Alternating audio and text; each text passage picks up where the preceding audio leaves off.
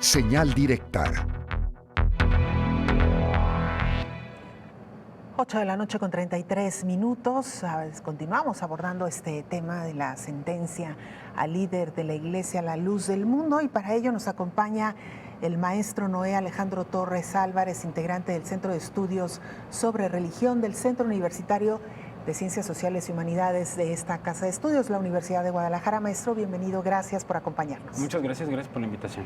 Bueno, pues ya escuchamos ampliamente el motivo de esta sentencia, el juicio, los pasos que ha seguido, escuchamos ya la voz de los feligreses también.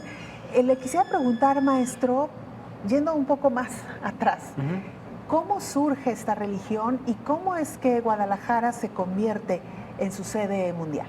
Okay. La Luz del Mundo ha tenido tres líderes, de hecho forman parte de la misma familia, cuyo apellido es Joaquín. El primero de ellos fue Eusebio Joaquín, quien creó la Iglesia de la Luz del Mundo a partir de 1929. Él tuvo una migración al norte de México, fue parte de la milicia mexicana, se convierte a un tipo de cristianismo que es el pentecostal, y de ahí migra a Guadalajara, en donde empieza a conformar esta institución. Tiene una separación de esa primera iglesia en 1932 y otros investigadores, como la doctora René de la Torre, ha documentado su autobautismo en 1942, lo que ya lo consolida como un líder de una iglesia que es totalmente distinta a lo que él aprendió, a la cual él se convirtió en el norte de México.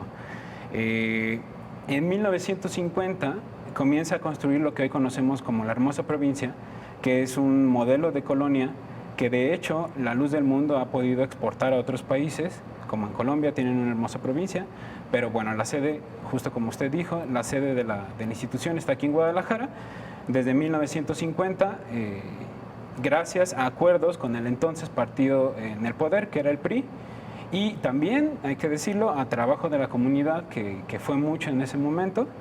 En 1964 falleció Eusebio Joaquín, que para ese entonces ya se llamaba Aarón Joaquín, y lo sucede su hijo Samuel Joaquín, que es justamente el papá de Nazón Joaquín. El que hoy está siendo enjuiciado. ¿Cómo recibe o cómo dice él que recibe esta encomienda? Me refiero al fundador de la iglesia. Conocemos, por ejemplo, usted que es experto en temas de religión, conocemos, por ejemplo, la encomienda que recibe Jesús en el catolicismo. Podemos hablar de Buda también en el budismo. Podemos hablar de todos estos líderes espirituales que conocemos, cómo dicen ellos que recibieron la encomienda de crear una iglesia. En el caso del fundador de la Iglesia de la Luz del Mundo, ¿cómo ocurrió? Bueno, hay que decir que la Iglesia de la Luz del Mundo es una iglesia cristiana, o sea, creen en Cristo. Por lo tanto, utilizan la Biblia, al igual que los católicos, igual que otros protestantes. Su particularidad, como ya lo dije hace un momento, es que son pentecostales.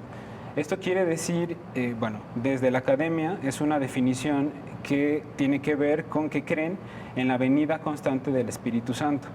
¿Cómo lo hacen? Bueno, específicamente tienen una ceremonia, casi todos los cristianos pentecostales, que se llama avivamiento, en donde a través de estar en oración llega un punto en donde caen en un estado estático y empiezan lo que ellos mencionan o nombran como hablar en lenguas, y a partir de ahí se piensa que hay una comunicación directa con Dios.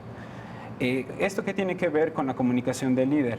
Bueno, uno de los canales que se ha definido en esta iglesia para la comunicación con Dios es a través de los sueños. Y justamente tanto Eusebio o Aarón Joaquín como Samuel Joaquín, como incluso Nazón Joaquín, el medio que han utilizado para decir que hay una comunicación con Dios es los sueños. Entonces, el primero, al estar en el norte de México, recibe un sueño en donde le dicen que tiene que venir a Guadalajara, y entonces aquí Dios va a multiplicar a sus creyentes.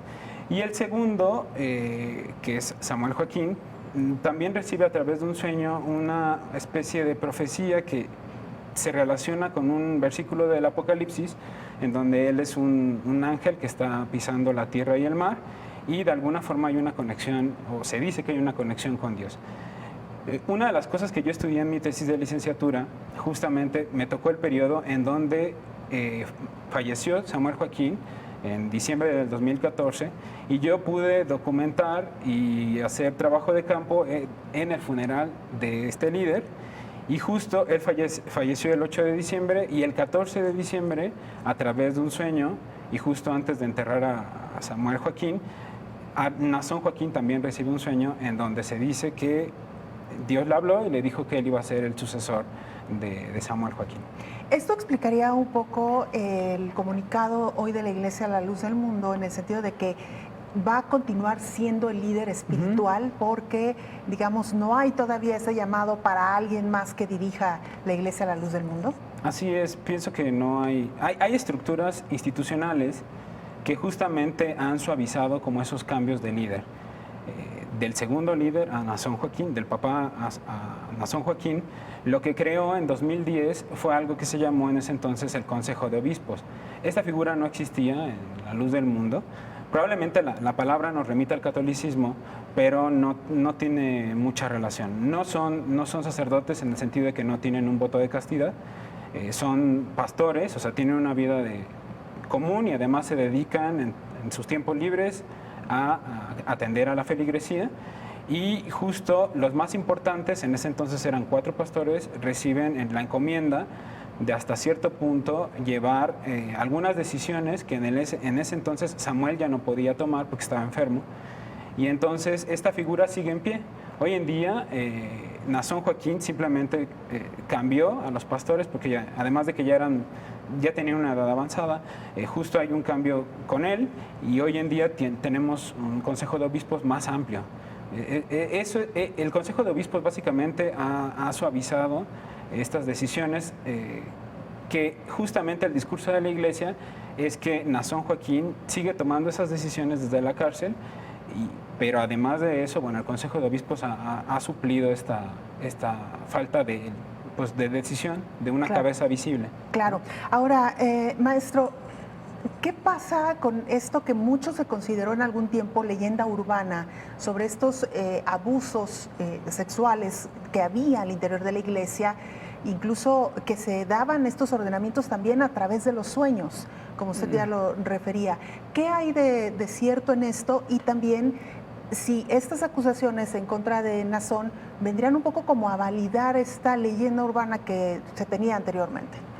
Pienso que esa leyenda urbana, como todas las leyendas urbanas, tiene un grado de exageración alto, ¿no? Justamente el testimonio que acabamos de ver, justamente es el ejemplo de que no toda la gente conoce eso, y no toda la gente accede a ese tipo de cuestiones, si es que las hay. En este caso, lo que vemos es que los 3 líderes han sido acusados en diferentes tiempos de abusos sexuales. En el caso de Aarón Joaquín fue en 1952, sin embargo no procedió de ninguna manera. Y en el caso de Samuel Joaquín fue en 1997, tampoco procedió de ninguna manera. Lo único que salió a la luz fue un programa en una televisora nacional, pero fue opacado porque justamente en ese año Marcial Maciel también fue denunciado en 1997, entonces definitivamente no procedió. En el caso de Nazón Joaquín tiene que ver varios factores, ¿no? Uno es que la corte está en Estados Unidos, los crímenes que se le están imputando sucedieron allá, no sucedieron aquí. Entonces eso marca una clara diferencia con los antecedentes. Los anteriores líderes fueron sobre todo Samuel fue a Estados Unidos, al parecer también Aarón Joaquín, pero no tenían una feligresía tan amplia, ¿no? Hay que decirlo que después de 1980 hay un crecimiento exponencial de la Luz del Mundo en diferentes localidades más allá de México, en España, en Europa, y en el caso de Estados Unidos casi en toda la frontera con nuestro país, en donde hay muchos mexicanos o latinos, hay un crecimiento exponencial. 50 y tantos países teníamos el dato de que estaba presente la Iglesia de la Luz del Mundo, y esto lo vemos reflejado en la Santa Convocación que se celebra cada año acá en nuestra ciudad. Maestro, ha sido un gusto charlar con usted. Gracias por todos estos datos que vienen a sumar a este análisis que hoy queremos hacer sobre lo que está viviendo al interior de la Iglesia de la Luz del Mundo. Muchísimas gracias. Gracias a ustedes. El maestro Noé Alejandro Torres Álvarez, integrante del Centro de Estudios Estudios sobre Religión del Centro Universitario de Ciencias Sociales y Humanidades.